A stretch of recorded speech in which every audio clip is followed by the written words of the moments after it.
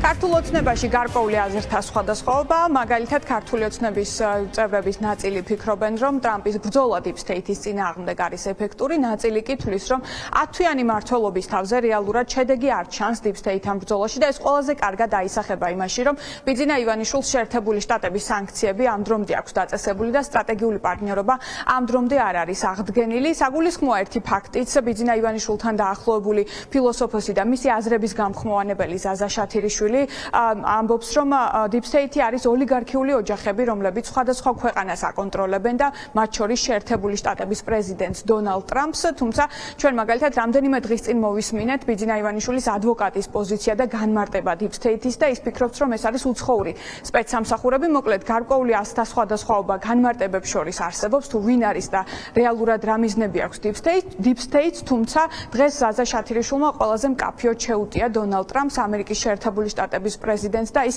Deep State-ის მართული სპექტაკლის მონაწილედ გამოაცხადა.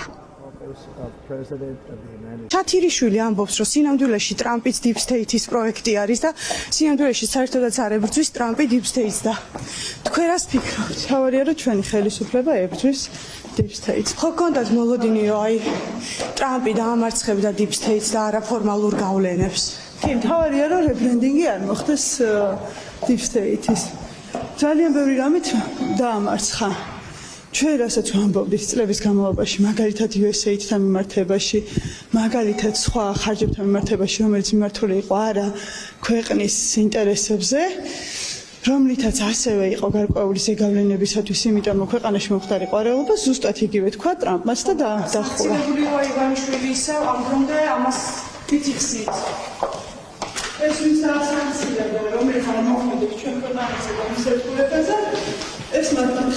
რა თქმა უნდა, ვერაფერს ვერ გამოვრიცხავთ, რადგან ვიცით, რომ პოლიტიკა და განსაკუთრებით დიდი ქვეყნების შემთხვევაში პოლიტიკა იმართება კონკრეტული ინტერესებით და ეს ინტერესები ხშირ შემთხვევაში შესაძლოა საერთოდ არ იყოს იმ ქვეყნის და იმ ხალხის ინტერესები, არამედ იყოს სრულიად ესე მერკანტილური ფინანსებთან დაკავშირებული ინტერესები, მათ შორის მისი მხრიდან დასახელებული ის ფაქტი, რომ BlackRock-ის უმაღლესი წარმომადგენელი ესწრებოდა პუტინთან მოლაპარაკებებს, ალბათ გარკვეულწილად დასაფიქრებელია ნამდვილად, რადგან ვიცით, რომ BlackRock-ი არის ორგანიზაცია, რომელიც ფაქტიურად სახელმწიფოში არის ეს კორპორაცია. BlackRock-ი არის უდიდესი გავლენის მქონე კორპორაცია, რომელიც ხშირ შემთხვევაში თუნდაც იღებს ისეთ უპირატესობებს, როგორიც არის მაგალითად უკრაინისთვის იარაღის მიწოდება და ამ პროცესში მონაწილეობა და შემდგომ დანგრეული უკრაინის აშენებაში მონაწილეობა. საქართველოსთან მიმართებაში როგორ ხედავთ ამას?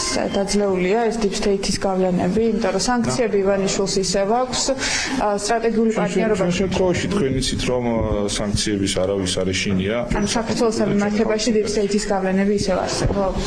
რა თქმა უნდა არსებობს, თუმცა როგორც გითხარით, ჩვენ დავაგრძელებთ ბრძოლა ჩვენი ეროვნული ინტერესების დაცვისათვის. არ ვიცი რა ფაქტებზე საუბრობს, იმიტომ რომ არ მაქვს წაკითხული წერილი, მაგრამ მე ამ ეტაპზე ესეთი განცდა არ მაქვს.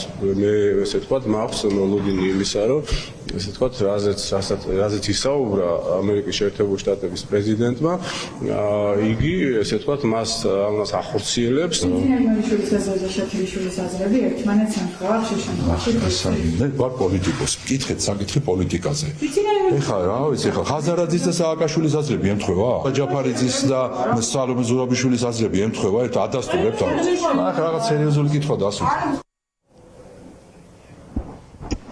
ახალი პოლიტიკური კვირა, ახალი ეპისტოლეთი დაიწყო, აქამდე ძირითადად ბიძინა ივანიშვილის აზრების გამხმოვანებელს იერიში მიჰქონდა ტრამპის ადმინისტრაციის წევრებზე, მაგალითად JD Vance გამოაცხადა მან წინა წერილში Deep State-ის აგენტად, ახლა კი ეს მასშტაბები არის გაზრდილი და პირდაპირ უკვე დაუფარავად დონალდ ტრამპი არის Deep State-ის აგენტად შერაცხული და პირდაპირ არის ნათქვამი ამ წერილში, რომელსაც ძირითადად ზაზა შათირიშვილი სწორედ ივანიშვილის აზრებს ახმოვანებს ხოლმე, ამ წერილში პირდაპირ არის ნათქვამი, რომ დონალდ ტრამპის ბრძოლა Deep State-ის წინააღმდეგ არის თავიდან ბოლომდე ყალბი.